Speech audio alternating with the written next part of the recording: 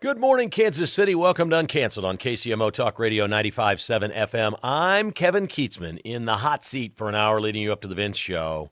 And we have quite a show today, a couple of giant topics. The first, the death of former Kansas City and Renee Good, who was killed in Minneapolis yesterday after she was leading a blockade of ICE agents on the slippery streets of Minneapolis. We're going to spend a good deal of time right here at the start of the show on that. I've got a completely different take and new information for you on how this all went down and what the important thing is going forward. So stick around for that. Then at 10:30, I'm going to talk a little bit about the Royals and why I am now ready to I haven't told Patrick Tuohy yet. I'm now ready to bet Patrick Tuohy that both the Chiefs and Royals will be in Kansas, that it's done. And they will both be there. I strongly believe that. I'm not reporting that. I'm putting the piece. I'm adding the math and putting it together. As we have learned that Clay County Commissioner Jason Withington has said all negotiation with the Royals is over, and it is, quote, a closed chapter in Clay County, at least for the Clay County folks. The only saving grace they have in Missouri now is the state of Missouri. That's pretty clear. We'll wait a half an hour and get to that. We'll also check in with Mark at the end of the show. We got a lot of great things to talk about, including a family affair in an NFL game this week. A player's sister is cheering for the other team. We'll explain why. But we start with the only story anybody is talking about, and that is the death of Renee Good, who is, and I'm just warning you, what you're about to hear the next 10 minutes, you just won't hear from anybody else. I'm just going to say it because I don't care. I'm past caring with these clowns and the stupid things that they do and the stupid games that they play, okay? And I am sick of the reason why they do it is because they've got such mind-bending leaders who fool them into doing these things.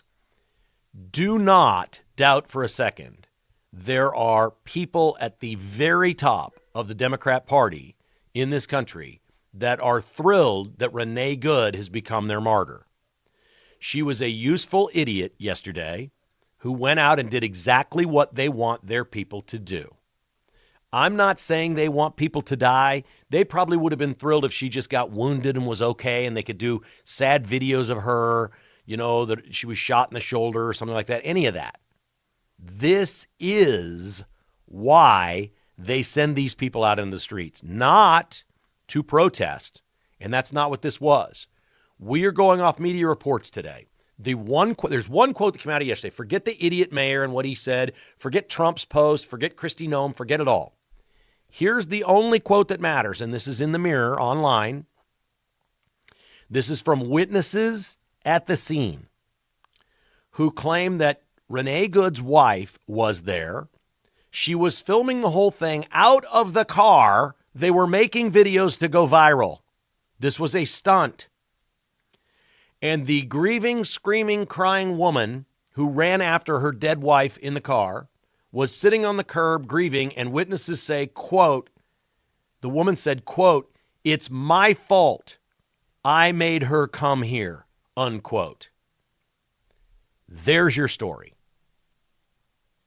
That's the story of Renee Good. A lesbian couple from Waldo with a car registered in Kansas City and a KC Current bumper sticker on them is the most stereotypical liberal protest thing you could ever have. You want to describe two women protesting at something liberal, progressive, you just nailed it. Stereotypes exist for a reason, ladies and gentlemen. People make fun of middle-aged white guys all the time. Dad bod jokes. Get off my lawn. I hear them all the time. I think they're funny. I think they're clever. My kids make fun of me. Pete Mundo makes fun of my generation all the time. The older white guys. Great. Awesome. I can take it. Stereotypes exist for a reason because a lot of people my age, like me, are a lot like me. And a lot of lesbian couples are really political and into this stuff. And this lady that survived, the spouse that survived, told bystanders, weeping, sobbing, "I had just dropped off my 6-year-old child at school and we came here." They had Renee had a couple of others, it sounds like. 3 children total, it's been reported, but certainly they dropped off a 6-year-old yesterday.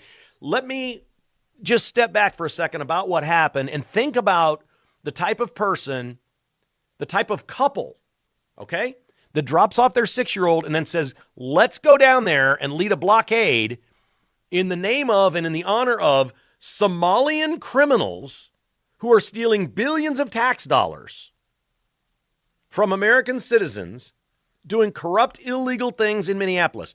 Let's put those people ahead of our children.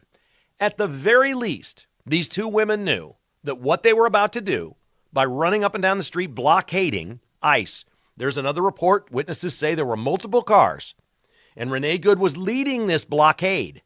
She was out in front. And once she got in front, she put it in park right in the middle of the street. They had been hassling with her for a while before this occurred. They didn't just stumble upon a woman parked in the street. That's not what happened, according to witnesses. This was a parade blockade, and they were messing with ICE. It was their stated goal. These women had to know when they did this, at the very least, they could get arrested and go to jail and spend the night and not be with their children. Perhaps that explains why one spouse was out of the car, apparently not committing a crime. You know what I'm ready to do? If these reports are all true, I'm ready to charge the surviving spouse with a crime as an accomplice to this because she was filming it. The single most important piece of evidence for the federal government in defending the ICE agent, when certainly the lawsuits and the trials are coming, is going to be the surviving spouse's phone. What had she videotaped? What had happened prior to that? Everything that her dead spouse did is apparently on that phone. I don't want to say this was a stunt. I don't know if these women thought they were going to become journalists. I don't think that maybe they thought they were going to be Nick Shirley. There's a whole bunch of people on the left upset that Nick Shirley went and made these videos of all this Somalian fraud, and it got hundreds of millions of hits on the internet and went crazy. This sounds like it was two women who said, well, if Nick Shirley can do that, we can do it. Sweetie, you take the car and you jack with ICE. You mess with them any way you can. You blockade. We'll get other people to follow us. We'll come down here. Let's drop the kids off, and then let's go raise a little hell and mess with ICE. Good plan, Mom. Or Dad. Nice plan. Drop your kids off and go do this. Maybe we'll both get arrested. Maybe we'll be in the jail for a night. Maybe somebody will take care of our kids. I don't know. When we get to a point in this country where parents of children decide that interfering with federal agents doing their work in the name of Somali immigrants who are stealing billions of dollars from taxpayers and clearly are going to be prosecuted, arrested, and go to jail, and the politicians at the top of the food chain in said community, like Jacob Fry, the mayor, and Tim Walz, the governor, are pushing for this. Resist. Respond, protest, don't stand for it. Stand up. Be in the battle. All these things that they say. And you get that in your head and you follow that and you go do this and you're thinking about those Somalis and politics and your governor and maybe your sexuality over your children. You are mentally sick. You have a huge problem as a human being in this society. That is not the way our society works. Our society works with the nuclear family, and they wanted to have their own nuclear family. 2 parents, children, the whole thing. Great. We allow that in this country. It's fine. Your entire commitment is to those children, not to Somali immigrants. Folks, this wasn't about illegal immigration. This was about the fraud. They sent more agents in because of the fraud. They're closing down buildings. They're going in. They're raiding these places, getting files, and learning how all this was done. This is white-collar crime they're investigating. Yes, there's Somalians doing it. There were politicians that pushed it all. This is billions of dollars of white-collar crime, and it's not just Minneapolis. It's going to be everywhere. And we've got a woman dead because of it.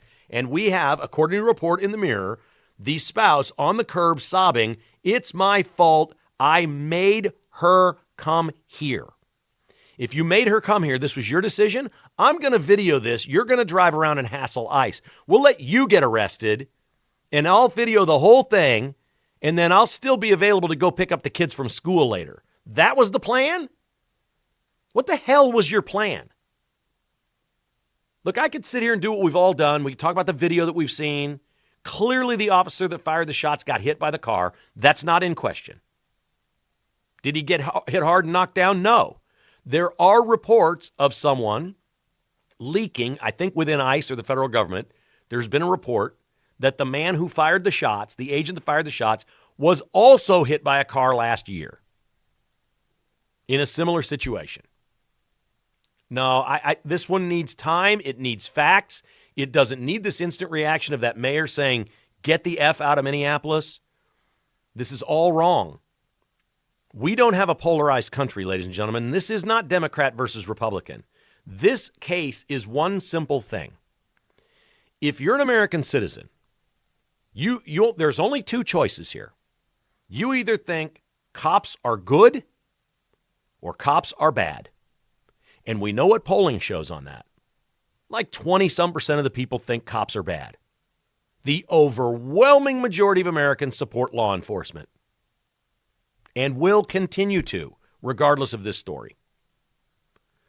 I heard Pete say earlier today, those neck shots that were fired through the side window. Yeah, I get it. I looked at the same thing. I thought, wow, he's going to keep shooting. Well, he didn't know if he hit her. The handbook says people are in danger. You've got somebody you're apprehending and they're fleeing. They're in danger. You have every right to do this. That's what the handbook says. I'm not in that moment. There's no chance today you're going to hear me say anything critical of this officer. This is not going to happen. Not from what I've seen, not from what I've heard. And not when you know this is orchestrated. And I'm not saying she asked to get shot, but she definitely asked for trouble from ICE. Anybody listening right now, simple question. We've all been pulled over by the police, correct?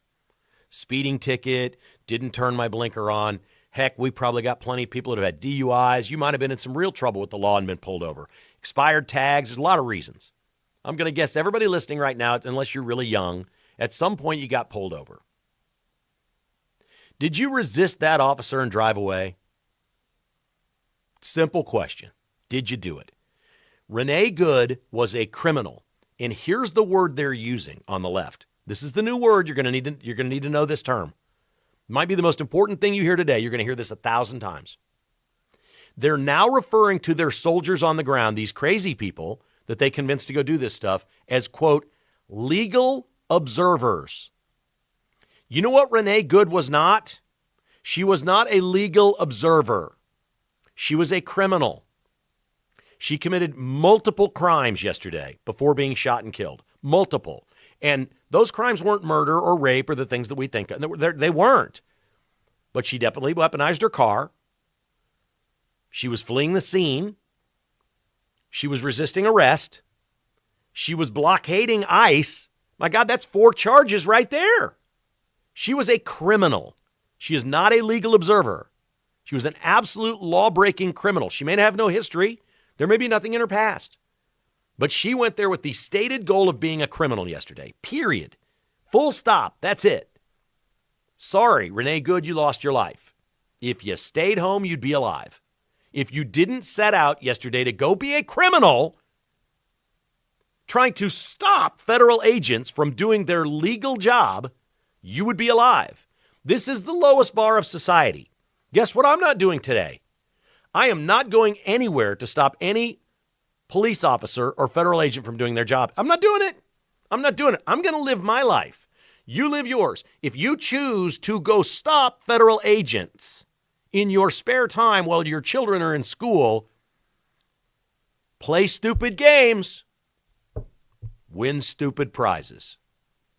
I'm sorry. I'm done with these people. There's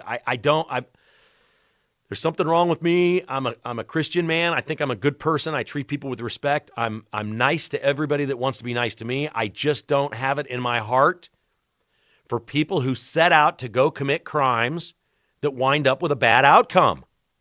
When you set out to be a criminal, bad things are going to happen.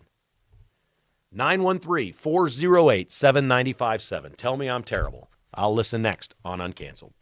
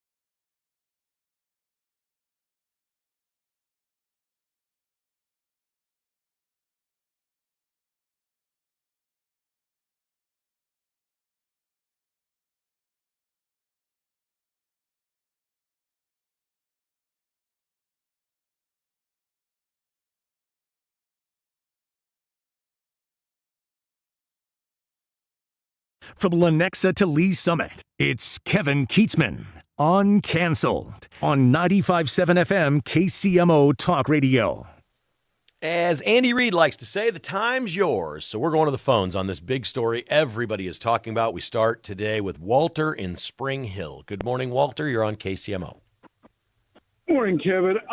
This shooting, I'm surprised it hasn't happened before now because I, like you, I'm sick and tired of these people. And to me, anytime you pick up a brick and start throwing it, that is assault with a deadly weapon. I'm surprised someone hasn't been shot for that. And I think they well should be.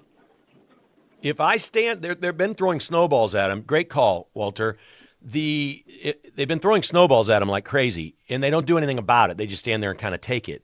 If I stood on my lawn in Lenexa when we get snow and threw snowballs at a cop standing in my cul-de-sac, I would be cited. I don't know that they'd haul me into jail. Something bad would happen to me. I'd have a fine, maybe community service. I don't know what, but it would be public record. You can't do it. You just can't do this stuff. They already let them get away with stuff that's illegal, and maybe that's the problem. Maybe we let them get away with illegal stuff, and so then they decide, well, I'm just going to take my car and go start some sort of a blockade. It's crazy what's allowed. Let's go to Brett in St. Joe on Uncanceled. Hi, Brett. How are you today? Hey, Kevin. How are you doing today? Great, thank you. Hey, I'm a retired police officer. I wanted to weigh in a little bit. I heard Pete talking about it this morning quite a bit about the multiple shots and shooting from the side of the car. Mm-hmm. That goes back to muscle memory. Officers are trained. When we do training, we're not trained to fire one time. We're trained usually 2 and 3 shots at a time. So when you're in a stressful situation like that, your muscle memory kicks in. And that officer, I bet, if truth was known, he probably doesn't even know how many shots he fired. Right. Initially, it was training kicked in, and he started firing, and he fired probably 2 to 3 shots just out of muscle memory. I believe every word you say, and I wish everybody in our country believed every word you say because it's absolute fact. Yeah. I mean, he was moving on. If you watch him, he's moving off target. He's moving off the X is what they call it. He's moving himself away from the threat while firing at the threat, and it's just 100% muscle memory. And, you know, I saw it too, and initially I knew right away. I was like, there's people question that, but that's what it is. Great call. 100%. Thank you, sir. Right. You sound like you were a great officer, man. I can't thank you enough. Incredible. Love people like Brett. Awesome. Trevor's in Shawnee. He wants to talk about this. Hi, Trevor. Trevor, what's up? Hi, Kevin. Hey. So I am a person who has been on both sides of the law. I'm a person who knows that you don't always have to do what the police tell you to do, and sometimes they tell you to do things you don't have to do. But let me tell you something. In a situation like this woman was in, where you've got mayhem going on all around you, if I'm there protesting for one reason or another, I'm going to do what the police tell me to do because I don't want to get shot. And for me, looking at this video, of course she shouldn't have been doing what she was doing. But for goodness sakes, once that cop grabbed her handle on the car, at that point, get out! At that point, get out! It was ridiculous. Get out of the car. Just stop. If that had been me, I would have thought, oh my gosh, I'm going to kill this guy hanging on to my door handle, and I don't want that to happen. So to me, I largely agree with what you're saying, and I just wonder what the caliber and the tone of the conversation would be like had she succeeded in running over that cop. Oh boy, I don't even want to think about it. Great call, Trevor. Thank you, sir. Look, it's real simple. I don't remember the story of somebody complying with what an officer asked them to do to get out of a car that got shot. Like, if she got out of the car, you still think that ICE agent woke up and thought, I'm just going to go kill somebody today. Come on. Get over yourself. People are crazy, some of these people think. Just do what they're asking you to do. Jeff is in Shawnee on Uncanceled. This is KCMO Talk Radio. Hi, Jeff. Hey, great calls. Hey, as a child, I got pulled over by the cops with my dad. Well, my dad was driving. And he walked through me the whole thing on how do you treat a cop. He goes, son, a cop can make you or break you. He goes, always treat a cop with respect because the outcome might be in your favor. treat them with respect, treat people with respect. And I always said, you treat two people in your life with respect, the policeman and the person cooking your dinner, because they can make or break you. So have respect for these cops, man. I mean, it's just an upbringing. I figure this lady's 30-something years old. Maybe that's the generation that everybody won a trophy. Everybody got their way. We got a generation of those people. But, hey, great show, great calls. Thank you, Jeff. I appreciate that, man. Thank you for listening to KCMO Talk Radio. The important thing to know here is the decision that she made to run at the cop while one ICE agent had his arm inside the window. That's what really freaked her out, is when he reached in to grab her because he was going to extract her from the car. And it was apparently either not in park or she slammed it down into drive and took off, whatever the case may be. The important thing to remember is you shouldn't be surprised that she would do that to these officers. She went there with the intent to mess with the officers. Do you understand the intent of her day yesterday? Drop the kids off at school and go jack with ICE. I'm going to block their asses from doing their job. That was her intent. I'm sorry. I don't feel sorry for people when bad things happen when you're trying to stop law enforcement officers. Why the Royals are staying in Kansas, next on KCMO.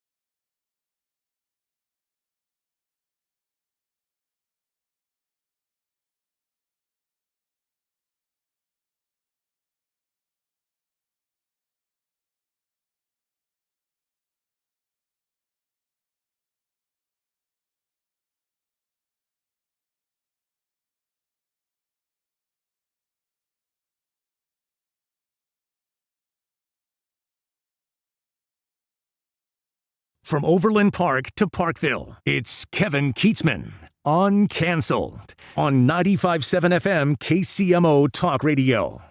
Okay, jump on it. The keyword today is rodeo. If you'd like to see Riley Green at the Stagecoach Music Festival in California this year and meet Riley Green, rodeo. Text that word, rodeo. Just text it to this number, 95819.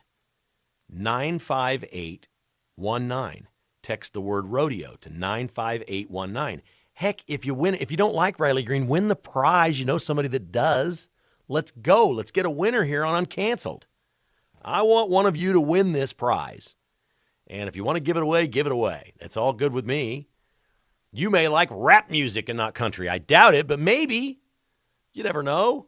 It's rodeo to 95819 to see and meet Riley Green. Okay, we've got a whole bunch of people, a whole bunch of stories related to sports here in the news. I don't know how much Pete talked today about Rashee Rice and the trouble he's in. Again, the Chiefs receiver. I won't spend much time on this. The club is aware. They're giving no comment. They're turning it over to the NFL. His former girlfriend, Dakota Nicole, who apparently, she claims, left here in Kansas and one time locked her out in 10-degree cold, has been with her. She was with him for like 8 years. Maybe there's some babies involved. She was pregnant. She posted 14 photos of physical abuse that she claims Rashee Rice did to her. He's commenting on social media to bring it on that he didn't do any of it. I don't know what happened.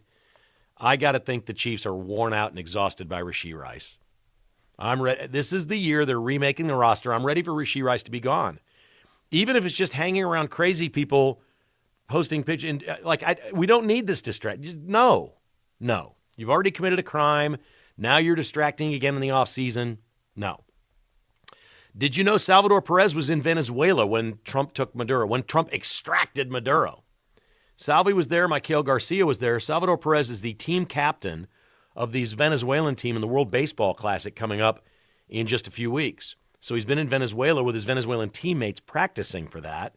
He doesn't spend much time there anymore. He's a Kansas City and through, and his whole family's here. But he was there when it happened. The Royals said a couple of days ago, everybody's okay, whatever, but they didn't really give a bunch of detail. Well, one of the details was Salvi's there. He is the team captain for Team Venezuela, and they would be an absolute contender to win the whole thing. So that's actually pretty cool that they asked him to do that, and we're glad that Salvi's doing fine there. The bigger news with the Royals is what's going on with the stadium. I can't believe how much confusion and interpretation there is from so many people out there on what they think is going on. And maybe you'll hear mine and think I'm confused and my interpretation's wrong, but I'm gonna make a case for what I believe. My instincts on these things are usually pretty good. Okay, this is just from the stories, the things that we know, the things that have happened. I've got a lot of people now thinking the Royals are staying where they are. The Royals have said emphatically they are building a new stadium. They're not staying at Kauffman Stadium. That's 99.99%. Okay, forget that. It's off the table. Kauffman Stadium is out. So if you're now thinking, well, maybe they'll just stay, that's out. That's out. Clay County's commissioner, Jason Withington, said they're done negotiating with the Royals, and it is, quote, a closed chapter, unquote, in Clay County history. The Royals are not interested in a vote.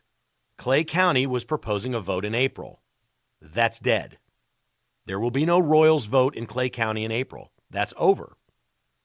Kansas City, Missouri has no vote. You heard the mayor earlier today. Didn't sound great for Kansas City, Missouri and the Royals, although Union Station and the people around Crown Center have pushed hard, saying this would be a great place for the Royals. There is no reason to believe they can do that without a vote. The Royals will not accept a vote. That is their current stance. Everybody knows it. Everybody on both sides of the state line knows the Royals are not going back to the voters. They're not. So Jackson County is likely out on a vote, as they've told the same thing to Clay County. That leaves the one Missouri option for the Royals, the only Missouri option, is Governor Kehoe in Jefferson City. There are options. Let me just give you an example of Clay County. I reported this a few months ago.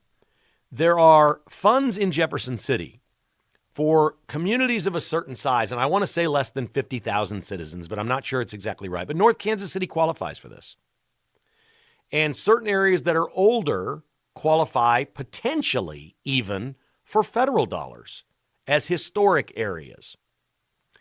There are small town state funds that North Kansas City could qualify for, and there are potentially historic federal funds to downtown North Kansas City there. It's got a big archway there. It says historic district since 1920 whatever.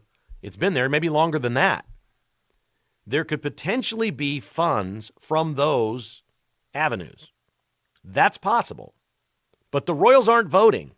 If Kehoe can cobble this thing together and say, I can get you more state money, not directly from the state, we're still doing the 50%, but there's this fund over here where I can find this money, and I maybe can get this from all of our federal, congressmen and senators in the state. They can help me get some historic funds to keep the Royals here. That's possible.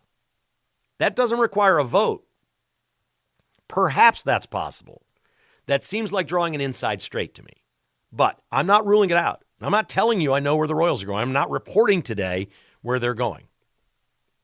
But on this radio station is where I learned where the Royals were going, listening to Mundo in the Morning. It was December 18th. Ty Masterson was on Mundo in the Morning after they had put out a statement from his office that the Royals are fully committed to Kansas. That's what the statement said. Fully committed. That means 100%. Fully means 100%.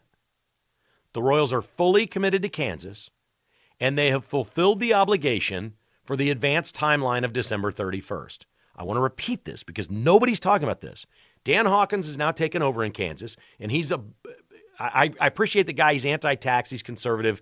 I appreciate the guy for what he is, but he's out of the loop on this. He's a blowhard, and he's saying they missed their deadline of December 31st. No, Ty Masterson, the Senate president in 2025, said on December 18th, the Royals are fully committed to Kansas and have fulfilled the obligation for the advanced timeline of December 31st. Now, the key word here is advanced timeline. The Chiefs obviously met the advanced timeline. Do the Chiefs have a deal in Kansas? Do they have a stadium site? Have they named it? They have not. They have, I think, 4 months to get the deal in order for approval and until June 30th to close the deal. The Royals, ladies and gentlemen, I'm telling you this right now. According to Ty Masterson, who is the leading candidate now likely for governor and was the president of the Senate last year, according to him, on the record, the Royals are fully committed to Kansas. They have fulfilled the obligation for the Star bonds, and they are continuing to negotiate. But they're not doing it with Dan Hawkins. They're doing it with the Star Bond Committee people. And as Pete Mundo reported today, according to the Kansas City Star, these things can be done in privacy, secrecy, which Pete and I disagree on this. I have no problem with. I don't think you can do these deals without doing them privately. Did we know what the Chiefs were negotiating? Nope, not until the news conference. They did it privately. If you wanted to get public records, you could find memos that the politicians are talking to the Chiefs, but you can't get the minutes from the meeting. You can't get the details. Well, the state of Kansas would be crazy to allow sunshine laws to show Missouri or any other state in America everything they're doing in their negotiation with the Chiefs and Royals. Who would do that? Would Trump do that? Do you think if you did a Freedom of Information request right now of Trump, I want to know exactly how your oil deal went down on these 50 billion barrels and how the money's getting split up. You don't have the right to see that. You don't get that from your politicians. You know what you get the right to? Vote their ass out if you don't like them. That's what you get. These people can't do this in daylight. You can't negotiate deals in public. Even Mayor Q said that. We're not going to negotiate in public. He said it. I don't care what the sunshine laws are. The sunshine laws are in place to see what there is after the deal is done. And boy, there's been a lot of that now on the Chiefs, hasn't there? That whole document's out there. Everybody's carving it up, saying Kansas is a bunch of fools, all this and that. And that's fine. That's when you get to see it. You don't get to see things during negotiations. That's not how business works. What team would enter into an agreement with a state and say, yeah, we'll negotiate with you on this, and you just go public with all of it at any moment? No, nobody. So that doesn't bother me in the least. Ty Masterson is the only person on the record with a real statement of what's going on. The Royals are fully committed to Kansas, and they have fulfilled the obligation of the advanced timeline of December 31st. That is on the record. He came on with Pete Mundo. He tried to walk it back, and he said, well, that was a statement from the office from a staffer. We probably let that out a little too early, is what he said. But he didn't say it wasn't true.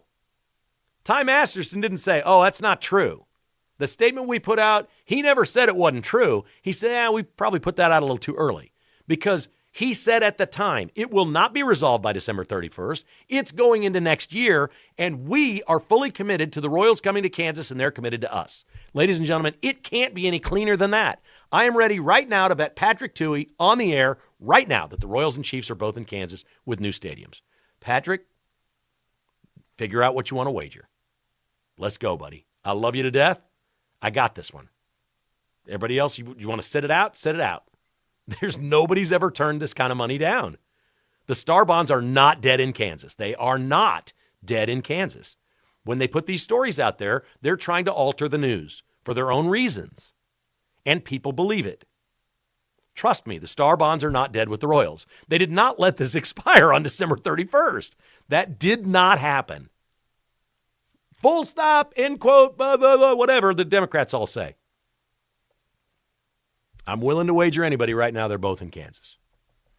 I'm going with what Ty Masterson said on December 18th. And he said, well, yeah, that's true. We probably shouldn't have put that out so early. There you go. All right, we come back. Mark's going to join us. If you would like to comment on the stadium issue or the shooting, we probably have time for one call after the break. 913-408-7957. This is Uncanceled on KCMO Talk Radio.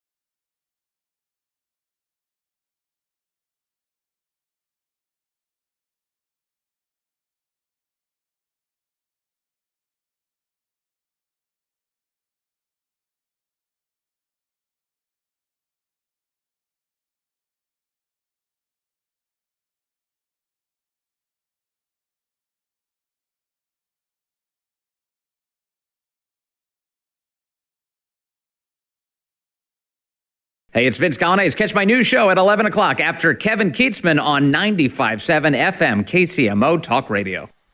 Earlier today on Mundo in the Morning, they had Ask Mundo Anything. Ask Mundo Anything is the segment they do. And a gentleman called in and was upset that KCMO Talk Radio is taking advertising from FanDuel, which I'm a big fan of. Mark's a big fan of. We all are. I've been betting on sports for longer than I can count, 30-some years. Yeah, it was illegal, but we bet with friends, found ways to do. I was not involved in some big gambling ring. It's never been a problem. I've never overbet. I've never been in financial trouble.